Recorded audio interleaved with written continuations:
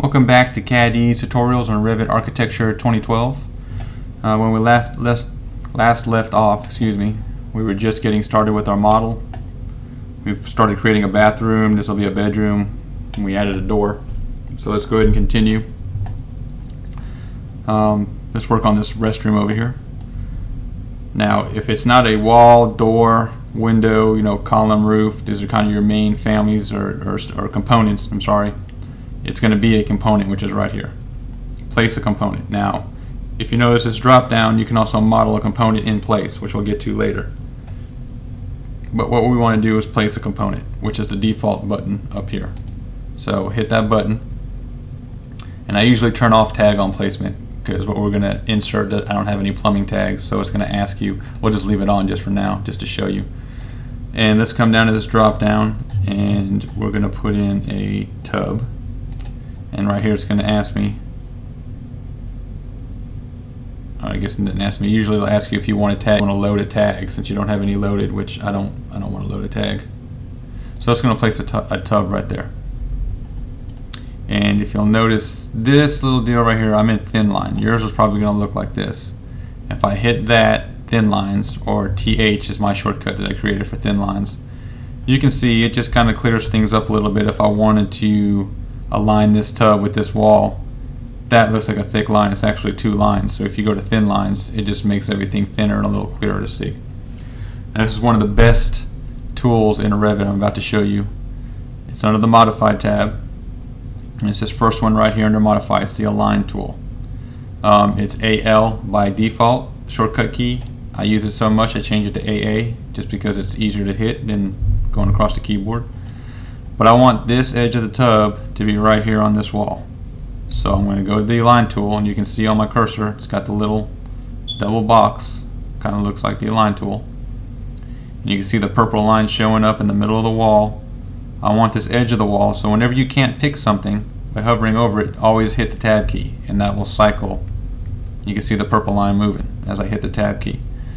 So I want to align the tub to that part of the wall. So you can see it's highlighted in purple. I'll select it, it'll turn blue with a little dash line. Then I'll select this line, and that will align those two. And I can even lock it, and if I was to lock that, this would be attached to that. Whenever this wall moved, this tub would go with it. I'm not going to do that right now, but just to know what that lock means. And then again here, I'm going to align the wall to this, so this will be the opposite. I'm going to pick the tub first, and then I'm actually going to tab and then move this wall to the tub. So there you go, we got a tub in there. Once again, go to the Home tab, load a component, hit your type selector, and we're going to put in a toilet, which is right there. Now another thing is, if you're hovering over a wall, obviously the toilet's not going to go perpendicular to the tub, it's going to go perpendicular to the wall. So if you hit your space bar, it'll rotate. Now right there it's rotating off of this hatch line right here, because I was hovering closest to that. So you just got to be careful of what you're going close to, but if you hit your space bar, it's just going to rotate 90 degrees. And we're going to go ahead and put that. I'm just going to drop the toilet in there right now. And I can even say, I can grab this temporary dimension that's going to the middle, and I can just click on it once and it'll cycle through. Now it's grabbing the edge of the wall, and I want 2 inches here. Oops, I did 2 feet, my bad. 2 inches. There you go. Now the toilet's 2 inches off the wall. Next thing we're going to need is a vanity. So we'll come down to our vanity. Now all this stuff just happens to be loaded when we go into I'll put some different doors in later in a second, and then we will load some components. I think we touched on how to load components earlier, but I'll go over it again. I'm going to put my vanity in the corner. Now one thing I do want to do is I want to center my toilet in between my vanity. And I could do it with temporary dimensions and pull the dimension over, which is good, but sometimes it's easier just to go ahead and dimension to it. And then this little equals right here, this will make these two spaces, whatever you dimension, equal. So if I move that, you can notice it moves the toilet down, makes these equal. And then what I can do is delete that, and since that is a constraint, I can delete the dimension and leave the constraint there to have it always be equal, but I'm just going to unconstrain I don't like to constrain my sketches too much or my models too much, because it uses resources and slows down the model. Now something this small, you would never notice it, but it's good habit. Only lock things that need to be locked. Don't go crazy with it. So there's our vanity, and you'll notice I'm in the middle of some command. I don't know what it is, so I'm just gonna hit the escape key a couple times, and there we go, we're out of it. That'll happen in Revit sometimes. You'll be in a command without realizing it. Now our vanity needs a countertop, so let's go right there, vanity countertop. And this was a 48-inch counter, and you'll notice this length of this vanity is already 48 inches, so we don't have to change it. But again, we can hit the space bar and set it right there. And you'll notice this particular vanity already has a hole cut out for the sink. If we didn't, when we put a 3D sink in, the countertop would cut through the sink and you'd see the countertop. So you have to put that hole in. It's already loaded in this one. And these are all families. I mean, when you start creating families, you can create a million different ways. They're very powerful. But we'll get into that later. Let's just go ahead and drop a lav in there. Let's see. I know I have one loaded. I just can't. There it is, sink. Okay, it's not a lavatory, it's a sink. And again, space bar is going to turn it. And you can see that purple line come up when you know you're centered. And then I'm just going to eyeball it for now. There you go. There's your sink. Go ahead and hit save. I tend to save often just in case Revit, it's pretty stable, but you know, every once in a while it will crash, just like any other program. I just hate to lose my work, so I make it a good habit to save often. And there you go. Not only do you have a bathroom, but you've got a 3D bathroom that you can easily show your client. If you want to put materials on there, you could. Now, I don't have any materials, so it's not really going to show anything, but you could put tile on the walls, on the floor. You know, you can kind of see the materials right there. My trim's a different color. Got a wood grain pattern on the door. Got my brick on the outside. So you can very easily show your client, hey, look, here's what your restroom's going to look like. So we'll go ahead and put that back to hidden line. And just like that, we have a restroom. Now we need a door to get into the restroom. So once again, we're going to load a door, or we're going to put in a door, I should say, and we're just going to do a single flush door, 36 by 84.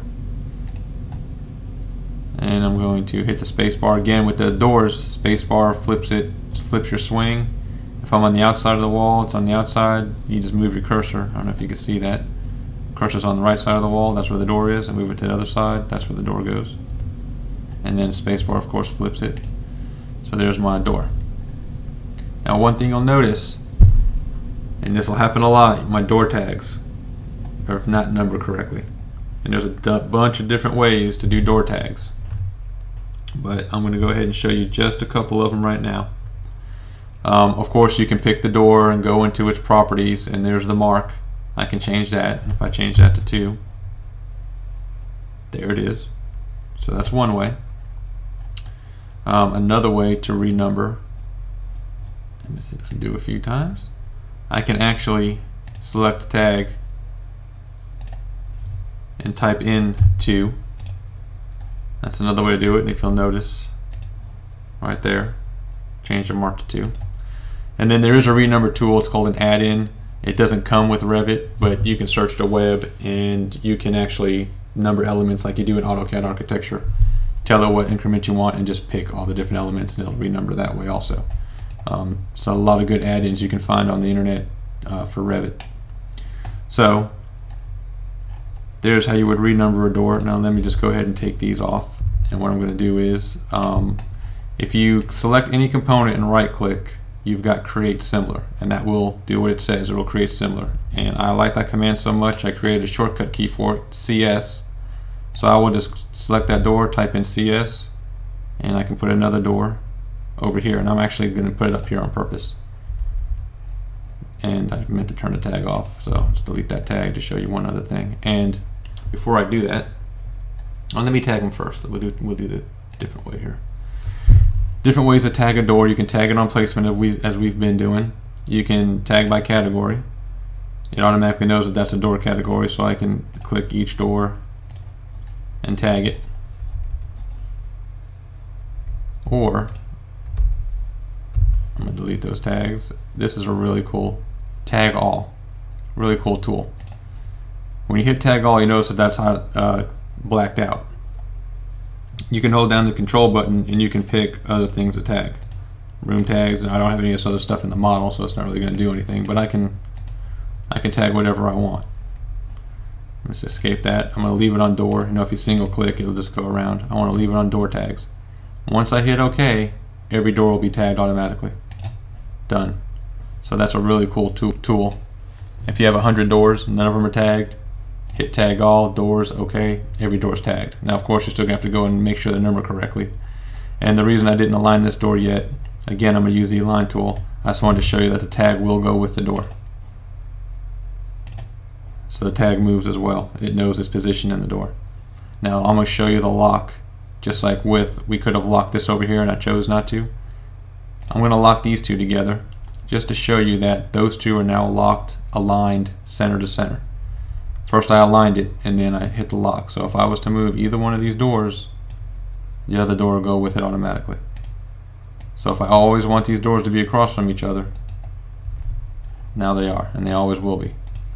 I don't tend to lock things a lot, only when I need to. It'll drive you crazy if you try to move something and you get constraint errors because they're locked and you forget you locked them. So use it sparingly, but it can be done if you have windows, opposite wall windows that you always want to be across from each other. Just lock them. That way if you move one window, the other one will always be aligned with it. You don't have to worry about rechecking it. So there's the align. Let's go ahead and put a front door in, and I can't remember if I showed you how to load doors, or not just doors, but any family. I'm going to take the tag on placement off this time, and right here you've got load family. Now this is going to always want you to load doors because I'm in the door mode. If I was to just come to insert, there's also a load family there and a load as a group. So there's a couple ways to do it, but since I know it's going to be a door, I'm just going to go ahead and load family. It's going to open up the US Imperial library. If that's what you've got loaded, you might have a metric library loaded, Danish, whatever, wherever you're at. This is my default.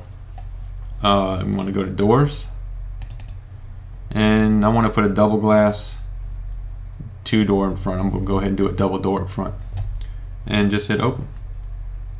And you can see it's loading that family. So now I've got all these doors and I've added this door to it as well. So I want to go ahead and do the 72 by 84 and I'm going to stick it in the wall. And there it is. And again, I know this is the center of my room or of my building, and I want to align the door to the center. So since I've got my reference planes already, there you go, I'm aligned. It's in the middle. And that is where I want my door. Now one more thing I want to show you, and I've already done the dimension with the equals. All temporary dimensions have this little dimension mark underneath them. If I was to hit that, now those dimensions are permanent. So I'm going to do that again. If you have a temporary dimension and you like those dimensions and that's what you're going to dimension to from the center of the wall, or even if you don't want the center of the wall, you can make it to the outside of the wall. And you can grab that little blue dot, hover over the outside, hit tab. 12 foot, 12 foot, if that's the dimensions I want, boom, now it's a permanent dimension. And then once I do that, I can even drag it down here if I want to. And notice the temporary dimensions, permanent dimensions can also be temporary dimensions. So sometimes if you don't have the correct temporary dimension, or if it's really jumbled up, I'm just going to go ahead and delete this, I can go ahead and do a permanent dimension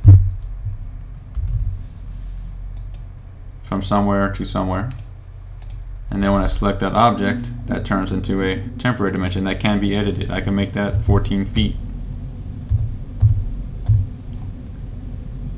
and it's still a permanent dimension. So anything that turns blue can be edited. Of course, that's my regular temporary dimension. There's the one that I did. So there's a bunch of different ways to use temporary dimensions and to maneuver your stuff inside your model. So that takes care of putting in some doors. On the next tutorial we'll put in a few windows, and you'll notice any doors, windows, openings, putting in a family is, you can notice it's pretty much the same. It's not a whole lot of difference between putting in a door or a window. You just pick a door and put it in, pick a window and put it in. It's pretty basic, and that's the great thing about Revit. So thanks for joining us, and we'll see you in the next tutorial. Thank you.